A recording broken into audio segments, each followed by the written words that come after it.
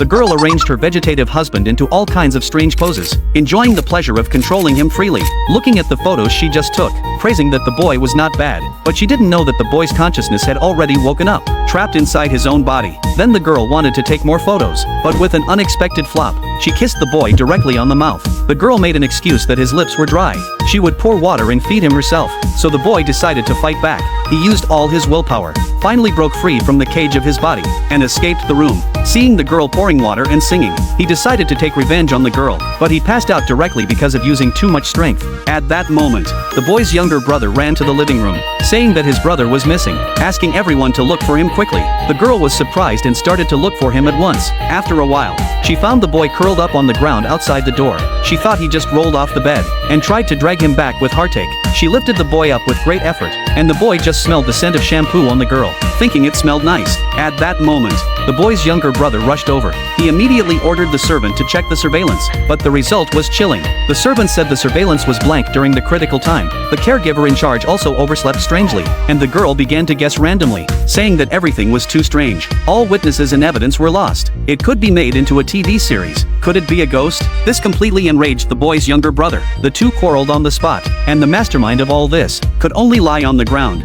enduring the stiffness of his body and the noise in his brain. The comatose boy lay quietly on the bed, thinking it was finally quiet. The next second, a figure appeared at the door. The girl sneaked in, but got scared because she was timid. She immediately told herself not to be afraid. Then she greeted the boy, saying she was here to stay overnight, because the window in her room would rattle in the wind. It was very scary. After thinking it over, lying with him would give her courage. After all, a comatose person is still a person. Then she put down the doll in her hand, lifted the quilt and lay on the bed. She even asked if he agreed. If he disagreed, just make a sound. She would leave right away if he did. She would absolutely respect his wish. Seeing that the boy made no sound, the girl said that meant he agreed, adding that she was a very polite person, and said goodnight makabaka to him. Soon after, the younger brother and mother-in-law came in. The younger brother said, "Mom, why are you bringing soup to her?" The mother-in-law said, "Don't talk nonsense. Look how well your sister-in-law takes care of your brother. They're holding each other so tightly. This is true love." The younger brother was speechless. Then the girl happily came to the living room and coughed on purpose. The mother-in-law stood up at once. The girl said,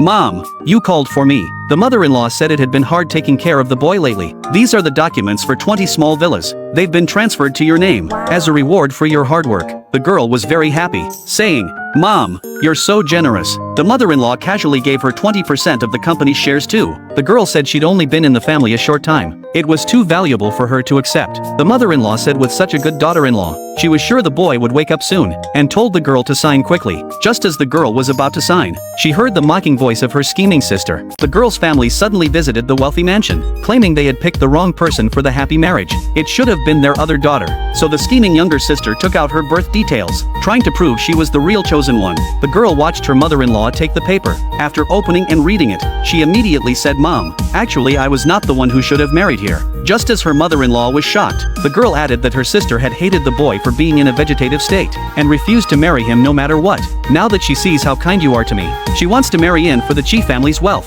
Her mother-in-law was extremely angry, saying they must give an explanation. In fact, her mother-in-law saw through the family's greed, and admired the girl's loyalty when her son was seriously ill. She chose to stand by her daughter-in-law. At that moment, the servants taking care of the boy upstairs were talking about this, hearing the girl was going to be kicked out, thinking about how the girl had teased them all this time, and how much anger they had suffered. Thinking the girl was leaving just like that, they refused to let it happen. They were so angry they could hardly breathe, and spat out a mouthful of stale blood, terrifying the other servants. Just as the mother-in-law was protecting the girl, they heard the boy had vomited blood. She was so frightened that she fainted at once. Then the stepmother immediately called the girl a jinx, taking out a prepared divorce agreement, forcing the girl to sign. The boy's younger brother believed it all, also forcing the girl to sign, and get out of the Chi family. The girl felt completely hopeless, thinking she was finished. She picked up the pen, ready to end this contract marriage, but just 1 second before she signed, a weak but firm voice made everyone freeze instantly. The boy who should have been in bed arrived in person. While everyone was shocked,